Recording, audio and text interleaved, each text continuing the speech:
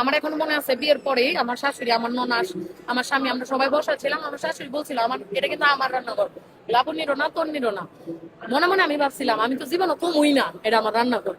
কারণ একটা মহিলা, আজকে আমি মা হইছি, আব্দুল্লাহ আলী আমার দুইটা সন্তান, তাদেরকে যেদিন বিয়ে দিব, এখন আমি আমার সংসারটা গুছাইতেছি। গুছাইলে এই রান্নাঘরটা কার হবে? আমার না।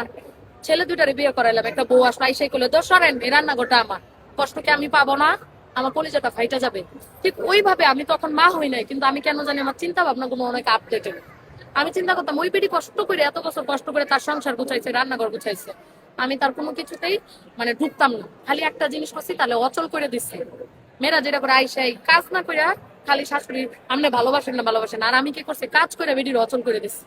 এখন যে কোনো কিছু তন্নি করো, তন্নি এটা করো, তন্নি এটা নাও, মা তুমি করো, আমি না তুমিই করো। মানে তাকে নির্ভর বানায় ফেলতে হবে আপনার প্রতি। কারণ আপনি পক পক করে নির্ভর করলে তো হবে না।